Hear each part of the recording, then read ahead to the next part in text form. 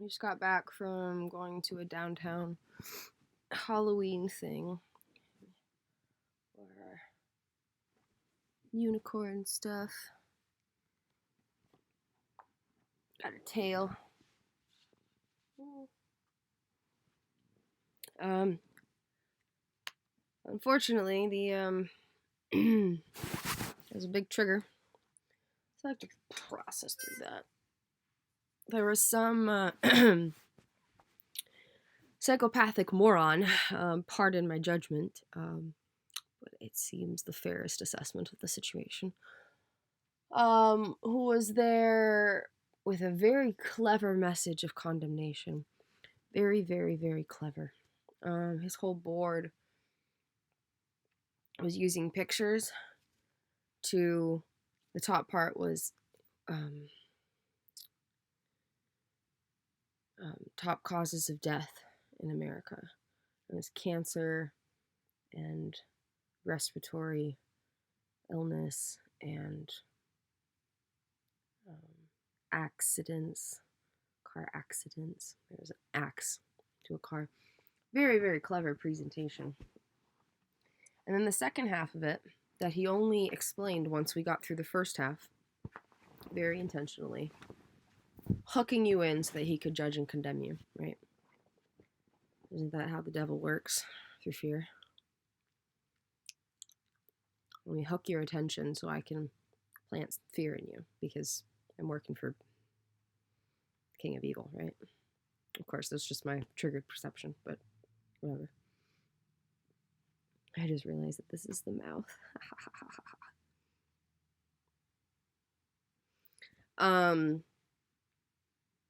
So there were good moments, and I'm grateful for that, but the way my memory processes things, the level of emotional intensity is what makes a memory processed. It's kind of how it's gone. And so when I look back at the night, I mainly see the anger and the fear. Moments of feeling like I wasn't allowed, as people judged us for trick-or-treating with glares and ignoring us and different things. And there were some people that were super nice, but I'm having a hard time remembering that. So hoping processing this can help a little bit. So very clever, really hooked us in, and the way his outfit was dressed and the way his presentation was dressed, I kind of thought maybe he was there on behalf of like some kind of health advocacy mission. And so I got curious for that, like beyond just the cool, fun display and whatnot. I thought, oh, cool, like he's advocating for like health awareness. Like that's spectacular. But then he got to the second part of the board, and he's like, okay, so we've explored how we die, and how do we live? And so again, I'm thinking, very clever, like this is great. This seems like a really worthwhile discussion. And then he continues to proceed and say that illness happens because we break God's commandments. And sin, things that we're doing that's bad, is what causes death. And he's standing there preaching this condemnation and how our own lying and stealing and cheating is what causes physical illnesses and death in the world. And we're the cause of death because we're just doing these bad things. Immediately, we switched. And it took me a while to even make the connection, but it was a trigger as we were unconsciously remembering how all of our suffering was put on the blame of sin. People said that we were having the experiences we were having, which were actually caused by being molested as a child, right? People said that the experiences we were having was because we were sinful and we had let the devil into our life. We had given the devil a foothold by something we did. And that's fucked up. That's so fucked up to say to a child. When you're 14 years old, you're still a child.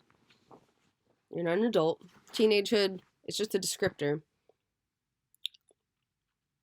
I was a child. She was a child. And she was going through indescribable hell. night terrors, insomnia, anxiety, depression, symptoms that mimicked psychosis. She thought there was a demon living in her head, suggesting that she should go kill herself. And people said that it was all her fault she was experiencing that, based on the same religious bullshit that this motherfucker was speaking from.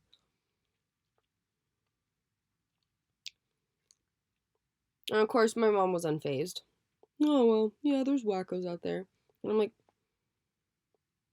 he's misrepresenting the God that you've committed your whole life to. How does that not upset you? You should feel a little bit of something. Like, you're allowed to feel feelings. You know that, right? Like, you're allowed to have an opinion. You're allowed to have a voice. People are so numb to the truth that when there's lies, they don't care. So what if the God that we've dedicated our whole lives to serving is being misrepresented by someone and influencing dozens, if not hundreds of people? Why should that matter to me? Does your faith not matter to you at fucking all? Like, is your whole life based on bullshit? So, you know, whatever. That's not where my power is, but like, that was pretty disturbing to see. And I was like, you realize if like Jesus was here, he'd be like flipping over tables right now. She was like, probably. Then why aren't you angry? You're supposed to be representing him. What the fuck is wrong with you? When we see someone intentionally misrepresenting the truth and impacting people, it should matter to us. It should fucking matter.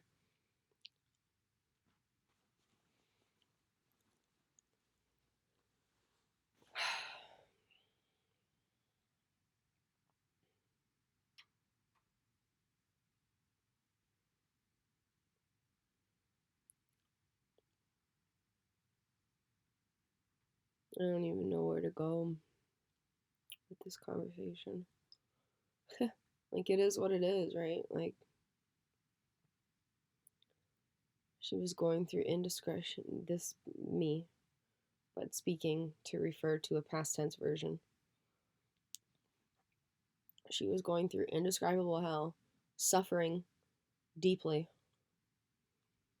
And she was told that it was all her own fault.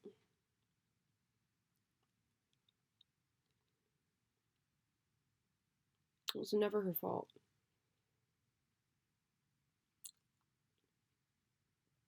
And the assumptions made by blind people, truly blind, not living in a spirit-based life.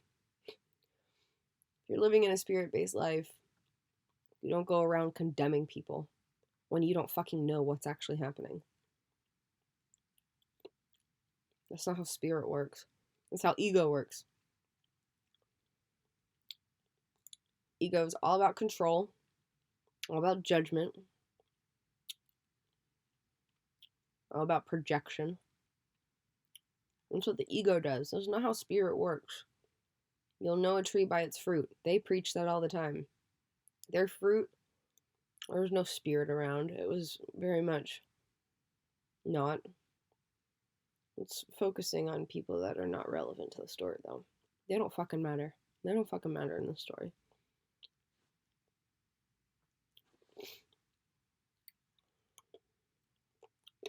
The story isn't about them. The story's about her. That Kristen from high school. That Kristen who suffered. That Kristen who was wrongly judged, wrongly condemned.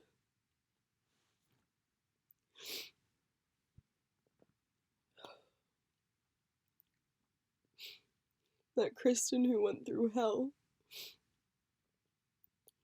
And instead of having help or hope, or compassion or love, only had judgment, shame, and blame internalized because of what other people said about it. She thought that she caused it, and she never did. She thought that she was responsible for everything she went through, and she wasn't. It was never her fault. It was never because of anything she did.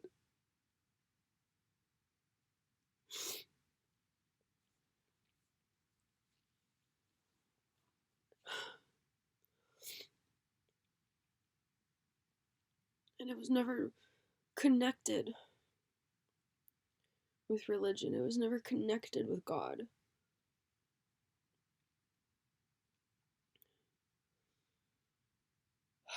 It was connected to trauma.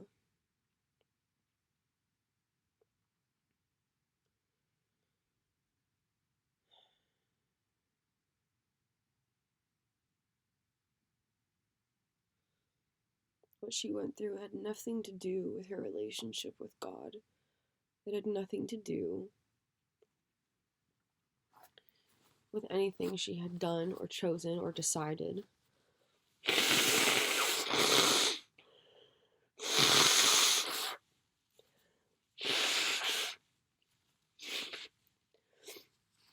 She never did something bad that opened the door so that the devil could come in and cause these experiences.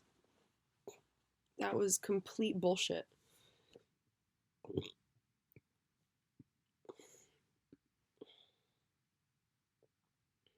She was never to blame.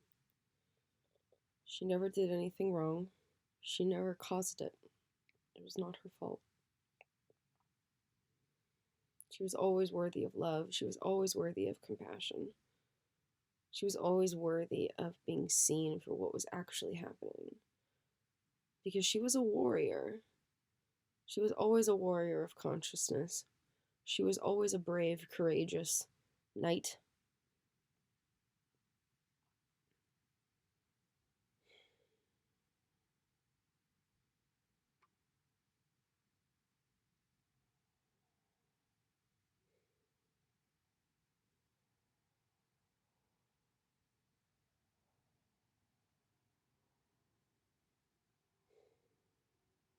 It's never her fault.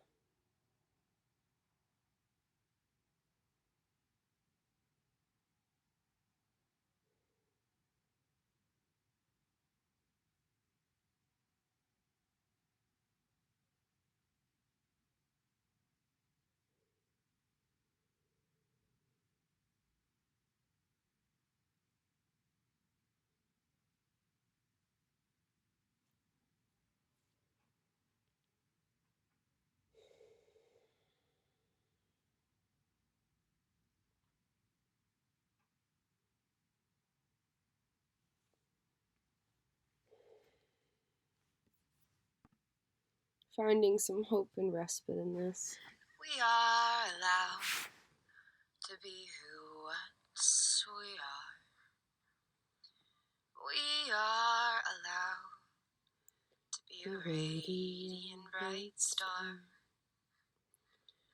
We are allowed to shed the self-limitation.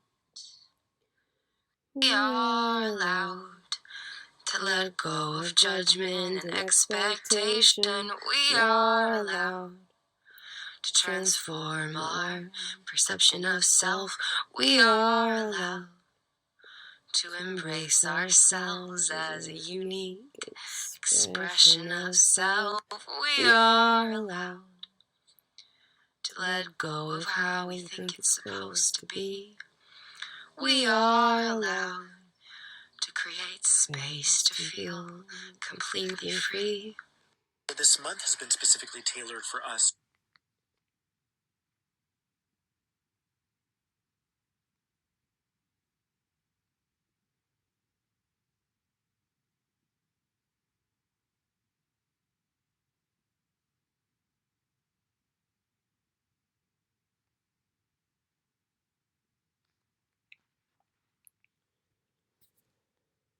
I'm feeling all sorts of things. Everything from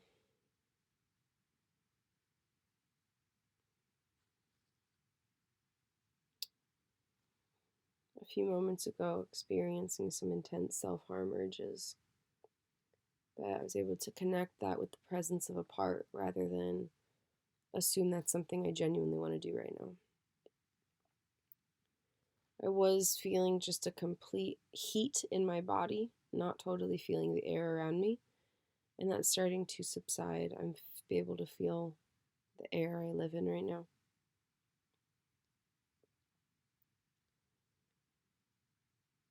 I was struggling to see my adult self, but I think I'm starting to come back to this. I'm fascinated by the brain and how it produces thoughts and feelings and sensations at such a unique rate. My thoughts are much faster than occurring within seconds. Because even this right here, for example, We are in this one, this done. one, I remember thinking, well, I want to say selfception, but what if people don't know what that means? So I should probably explain and say perception of self. And there was this whole discussion about the wording to choose in these like 2 seconds. We are allowed From here to transform our perception of self to there. It's just a couple seconds, and there is this whole extensive, expansive conversation in my mind about how we want to say selfception, but we want to convey that we want to transform the way that we perceive ourselves. But what if people don't know what selfception means? So we should probably explain what it means until we get the word out there more, and this and that. And then once we decided to use that, then we were like, oh no, now we're in a trap. How do we rhyme something else with self? There's not a whole lot of rhyming schemes to go with self. And then there was like this whole, from here to the next part that I'll play it till just a few more seconds, there was a whole discussion, an entire conversation about how, oh, what rhymes with self? This, that, this, that. We could use, what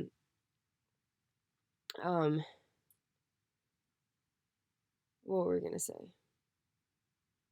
There was something that we had come up with, and we were like, oh well, let's just do that. And then there was this whole conversation from a different part of my brain that was like, it doesn't have to be a perfect rhyme. Like, I know we like to rhyme when we sing, but it doesn't have to be perfect. Like, we don't need to always have a magical rhyme and always be on the ball. It really could be, whatever we want, or we could even like reuse the word. And that whole conversation happened from here. We are allowed to embrace ourselves as a unique expression of to there. In those few seconds, that whole conversation happened in my head. A whole conversation with multiple persons engaging from their own unique perspective, having this extensive explanation and discussion and debate in just those few seconds. self. We are allowed. Like, I'm fascinated by how the streams of consciousness seem to be increased in certain states and decreased in others. Like, when I'm in some states, there's not much happening, and so everything in the world can feel overwhelming because I feel like I'm not fully experiencing it. I'm not having this internal conversation with myself about what all is happening, and so it's easy to kind of feel small and overwhelmed or intimidated and all of these things.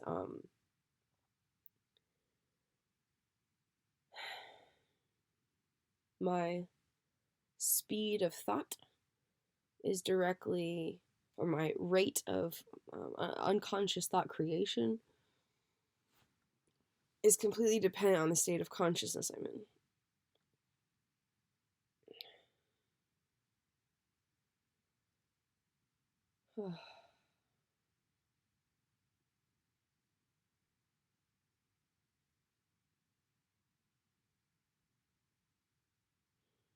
Okay.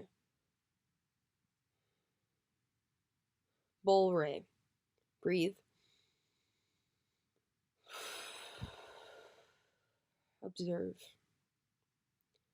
Feeling very overwhelmed, very angry, very sad. L, let go. R, redirect. We're here now, we're present, we just went trick-or-treating, we have the rest of the night, we can do whatever we need to do. We're allowed, we're blessed, we just went to a conference yesterday at Stanford University, Positive Peace Conference. I know that feels like a million years ago or like it never happened, but that was just yesterday.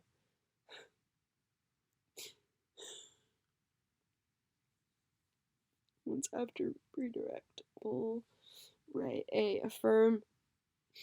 E. Empower. You're worth it. You're allowed to have a unique memory processing system. You're allowed to experience distortions of time. You're okay. You're safe where you are, and everything you experience is divinely allowed. You are a sacred experience. Your journey is sacred. You are sacred. Empower. You're allowed to take care of yourself. You're allowed to feel all the feelings. You're allowed to express yourself. You're allowed to nurture yourself. You're allowed to cope. You're allowed to thrive even when it feels like you're just surviving. You're allowed to be exactly who you are, and I believe in you. I believe in you so fucking hard. Bullray.